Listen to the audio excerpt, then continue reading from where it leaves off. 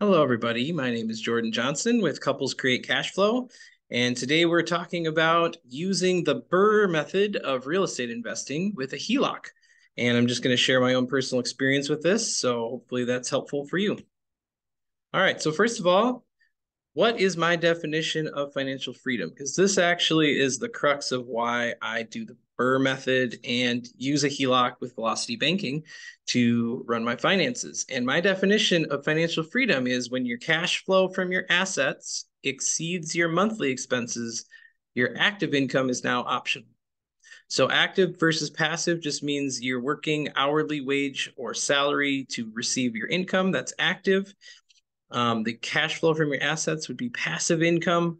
And obviously, passive income takes a lot of work to set up. So that's a lot of what goes into this kind of video is like, how do you set up the passive income in order for those cash flow from assets to be part of your financial picture? So let's get into that.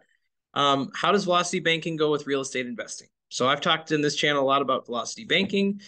Basically, you can look at some of those other videos to kind of look at what that is. But specifically, how do you use velocity banking with real estate? Well, it goes well together because real estate investing generally produces a cash flow to the investor. And that allows you to take that money that's coming in from your properties or property, if you're getting started, you can take that money and put it back into the HELOC. So let's say you have a HELOC and you've paid for the house with the HELOC and the rehab with the HELOC. Once the renters start paying you some money for rent, you're paying down the balance of your HELOC with those monthly rents that they're paying you. So you have an immediate way, as soon as you have a renter, of being able to make those payments back to your HELOC and reduce the balance. So then you can reuse that money later. One of the nice things about the HELOC is it's tied to real estate. So if you're using HELOCs to develop your own property or make your own property have more value, or if you're using a HELOC to purchase more real estate that could then have more leverage and equity for future investing or like debt leveraging, it actually can have really good synergy with the overall goal of creating more cash flow. Because as you acquire more properties, and those properties create more equity over time as your loan balance gets paid down and the value of the house goes up, that actually really positively impacts your cash flow and your net worth and the bankability of future endeavors that you have. Which real estate strategy should I use? Personally, I'd like to recommend using it with velocity banking with an investment strategy that puts a tenant into a monthly lease so that you have consistent, predictable cash flow. So I'm not talking about flipping a house, although a HELOC could be used to flip a house because you would have an immediate expense of a lot of money to get into it and to do the rehab. And then hopefully you'd have a quick exit so that you can refund your HELOC and bring its balance down to zero or close to. So I'm not necessarily saying you shouldn't flip houses with HELOC, but what I am saying is HELOCs are, flipping with HELOCs is not my area of expertise. I would say that my favorite method is the BRRRR method. This is something I learned about on the BiggerPockets podcast, and specifically the book written by David Greene called The BRRRR Method. You can find it at BiggerPockets.com or on Amazon. I highly recommend reading that if you are serious about getting into this, because that is kind of the Bible for doing the BRRRR method. But here it is. Oh, the summary of it is buy, rehab, rent, refinance, repeat. We're going to jump into each one of those. So buy. You are finding a distressed property, paying for it with either a cash payment or with a loan from a private lender. So if you have a HELOC that can cover the balance of that purchase, it works really well. You can use it to spend large amounts of cash. Cash offers are often stronger and can close quickly. If you're buying a house that is very distressed, you may not be able to get a standard loan on it because of safety problems. So sometimes cash offers are sometimes your only option for buying these houses. You also need to figure out when you're buying a way to calculate your ARV or after repair value. So if you find a distressed property, it's because there's things wrong with it that are keeping it under market value.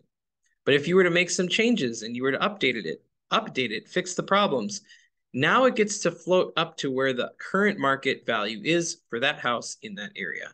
And so if you can find what the value of the other houses around it are, potentially that will help you to see what the value is of that house after you fix it up. Now, obviously, it really does depend on what kind of features that particular house has. You know, if it's in a neighborhood where it is the biggest house on the block, it might be hard to compare it to the other properties. Or if it's the smallest house in the block, or maybe the lot is really tiny compared to the other ones, you know, you have to factor in some of these pieces, especially like square footage, bedrooms, bathrooms, that sort of thing. But knowing your ARV is important. Sometimes in order to find a distressed property, you actually have to get good at finding deals that are not on the market yet. Sometimes deals are on the market, you can tell they need a lot of work. They're usually priced accordingly. I would say that a lot of times auctions and foreclosures are really good for this kind of method because you're finding properties that people don't really want to hold on to. You know, foreclosure is a bank that owns the property and doesn't want to keep it. Banks do not care about owning property. They care about money and making loans. And so when the loans don't work out and they take the property back, they really are not in the real estate business. They want to get rid of that, liquidate it. They also don't want to lose their money though. So they do want to make sure they get as much as they can. The more distressed a property is, the more careful you have to be about your renovation, especially when you are kind of pricing out how much it'll cost to do the renovation. It's really helpful to have a very experienced general contractor that can really look into it, or get a house inspection done so you can tell, you know, does this have foundation issues? Am I getting into too much of the structural components? But generally, if you find a house that just needs some updated plumbing, electric, and flooring, paint, those types of things are pretty easy to budget for. And it may not be the case that you find things that you need to fix later on, you know, like if you can do a really good job of updating those on the front end. However, personally, I've found that sometimes projects cost about twice as much and they take twice as long. So you really do need to kind of have an idea before you go into it, what you're going to do. So I mentioned this earlier, but after repair value is going to be what you look at to determine whether this is going to be a good deal or not. So the model is 70% of the ARV has to be equal to or less than what your costs are. So let's put it this way. If you take your acquisition cost, the rehab cost, and the cost to hold that property, so you're paying for electricity, maybe interest rate on your HELOC or private loan, any other features that you're paying for just to hold the property, all those three things put together have to be less than 70% of the ARV. Okay. So if you have a house that ARV is going to be $200,000, 70% of that would then be $140,000, right? So you would want to make sure that when you buy the property and fix it up and hold it, that you're spending less than $140,000. And the reason why is because when you go to refinance it, the terms that you get to do a cash out refinance are typically 70% of the value of the house. And so you want to be able to bring back to you your initial investment while still holding the property and putting a tenant in and making monthly income. Now, I will say before I move on, 70% is a pretty strong rule in this method. It is not a deal breaker if you run your numbers and it's 72% or 75%. But what you need to understand is the more money you leave in the property and can't take out, the less money you then have to go do the next deal. So you do want to try to do the best you can to get your money back. That's the main goal. During the rehab process, your goal is to improve the house so that it's safe, clean, and functional. It is not to make a luxury level house. People screw this up all the time. If you're flipping a house, you have to match the house's finish quality to the neighborhood. So if you're in an A-level house area, you need to make sure that house is finished at an A level. But you do not want to buy like a C-level house and finish it like an A-level house. It's not going to add the value that you think it will. In fact, it'll cost you a lot of extra money to do it that way. And you may end up not being able to sell it as easily because you're going to have to charge a big price just to cover your costs. With the BRRRR method, you're looking at getting a tenant in the door. So if it's not going to affect your monthly rental rate, it's not worth doing. And a lot of times people who are really good at the BRRRR method, they end up kind of creating a design that is both functional and they can get like cabinets, flooring, paint colors, all picked out before they even go in there. If you kind of have a template per se of the finishes that you like, you can buy those finishes in bulk and keep them in a warehouse. When you do a project, all you're doing is bringing supplies from your warehouse and doing the rehab, using those products, those finishes, and then you're done. So if you have scraps from those jobs, you can use them on the next one. So I'm thinking like flooring, right? You buy these boxes of flooring. If you have an unused partial box, you can apply it to the next job you do because you're going to keep using that exact same flooring. It also takes away a lot of the unknowns when it comes to the price of products. If you can buy it in bulk, you usually get a better price. Make sure that you have a good contractor, or if you're the one running the renovation, make sure that you have a plan for how each task will be done. I did not realize this when I bought my first rental, but I was basically acting like the general contractor, even though I didn't know it. It's important to think about that when you're pricing out your process. In the grand scheme of things, I made more money off the deal because I ran it myself, and I just found like a plumber, an electrician, and a handyman, a roofer. Like I found different people to do different tasks, but you have to either be ready to do all the tasks yourself, or at least ready to hire someone who can do the parts that you're not able to do. And then find out what their timeline is, because you might be waiting on the drywall guy to do everything else. And if he can't come for 3 or 4 weeks, then your project gets, a lot longer. So even before you buy the house, you should kind of have a relationship lined up with different subcontractors or with one single general contractor that can come out and give you a good idea of what you're going to spend on the renovation. And actually, what I'll say too is that the book by David Greene goes into a lot more detail on how to have a good relationship with a contractor. And so I don't have enough time today to really go into all that, but I would definitely recommend this part for sure is a big make or break it type of situation for the rehab, or for the whole process. Is if your rehab goes over budget or takes too long, the whole model's shot. So time is money. On that note, the more efficient you are in the rehab timeline, the better you can do financially. You can get the renter in quicker. You can start the cash flow.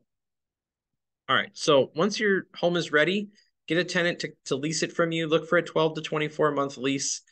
And an option is to hire a property manager if you want hands off. If you want to do it all yourself, you got to be ready for that. So be ready to have a background check method and have an idea of what you want to rent it for, have an idea of how long you're going to accept applications, and be ready to show the property to someone. So all that stuff goes into the property management side of things. Personally, I chose to use a property manager because it was a very easy process. I didn't have to do all the work. I could just focus on making sure that the property was ready for the tenants to move in. The other thing is, once you start getting rent payments, you want to take those in to your account. If you're using a separate account for that particular property, then you're going to want to use that account to receive the funds and then pay your HELOC back in order to continue reducing the balance. All right. So after you have a tenant in there for a little while and you've waited a little bit of time, you can then refinance the property, and you're going to do a cash out refinance so that you can get your initial investment out of the deal. That's why we talked about the 70%. So most cases, the loans will be for 70% of the value of the house, and it will be an appraised value. So they'll send an appraiser out. The appraiser will look at what you paid for the house, and they'll look at the condition it was in when you bought it. And then you'll want to make a very detailed list about every single thing that you improved on the property so that the appraiser knows that you have added a lot of value. The appraiser will then look at comparable sales in your area and figure out what your house is worth. I would recommend putting a house like this in a 30-year fixed rate loan. Obviously, you're going to want to look at what's best for you, but typically a 30-year loan is great because its payment is lower, so you cash flow better, and you can write off the mortgage interest. And the rates today, the cost of money today is going to be a lot different than the cost of money in 10, 20, 25 years. So even though your price on your 30-year rate might seem, like part of the problem is you don't want to have a loan against your property. You want to be able to cash flow better. You want to pay your loan off at some point. Another way to look at it is your loan expense each month as the owner is going to stay the same for 30 years, but the value of the house is going to go up and your rents are going to go up. So it actually will become less and less of an expense to your business as you hold on to that property. And then as you take this money out of the property, now your equity goes down, but there's still that buffer of about 30%. You take that money out, you pay off your private lender or pay off your HELOC, and then you enjoy the cash flow as a passive investment. So now that you've got the renter in the property, you've covered the mortgage for that because their rent is high enough to cover the mortgage, and you have an open line of credit, you can now look for your next deal. So if you get good enough at this, you might be able to do 1 deal a year, 2 deals a year. Maybe you get a team of people together, you do 4 or 10 deals a year. It really can snowball quickly. And especially if you can partner with someone who knows how to do the rehab. Maybe you know how to do the find the deal. They know how to do the rehab. You partner together. That can be a really great business strategy. All right. So, looks like I got that twice. Oh, I got that 3 times. All right. Let me talk about my first rental. My first rental was a 3-bed, 1-bath, single family home on an online auction. It was listed at $80,000. So when I first looked at Zillow and I saw, wow, there's this $80,000 house in my neighborhood, I was shocked. I was like, there's nothing for $80,000. So I asked my realtor about it, and she's like, you know what? This is kind of weird. I've never seen one like this. This is listed on Xome.com, Xome. It's like, well, that's weird. She's like, yeah, it's kind of weird because really you can't make an offer on it. It's like, no, it's like there's an online auction coming in like 3 or 4 weeks, and they're just trying to get people interested so they'll bid at the auction. So a couple months go by. My wife and I say we really do want to buy this property. It was only 5 minutes from our house. We're like, this is a perfect way to start. And we were told we have to have cash ready in order to buy this property at the auction. So we talked to our lender. We got an extended HELOC. We increased our line. We currently at 33,000, 36,000, something like that. Increase it up to 93,000 so we could create some space. And then we were able to buy this HELOC for $70,000 at Xome.com in about April of 2019. In that time frame, we then spent, or in the time frame about 6 months, we rehabbed it. We redid everything except for, well, I shouldn't say everything. This house, we particularly just did the electrical stuff and the plumbing stuff, which ended up being a lot. We rehabbed an entire bathroom from start to finish, and we freshened up the kitchen, new appliances, refinished hardwood floors, and did a lot of painting. Also found out that we had a roof leak. Ended up having to put a new roof on it because the people before us had put on a roof, but put on the materials backwards in some spots, which was not a good idea. Had to put on new gutters, do some landscaping. So all in all, it cost us about $35,000, and it cost us about $3,000 to hold on to the property. So we were in at about $108,000 total. Since I've done all that work on the front end, have not really had to do any ongoing maintenance. I've had the same renter in there since 2019. And my property management helps me collect the rent, helped me place the tenant, helped me draft the lease, provided tax documents for me at the end of every year. It's just been very, very nice. And their fee is reasonable for what they're doing. So I have no problem paying them to do a job that I don't have much knowledge of how to do, and frankly don't want to do.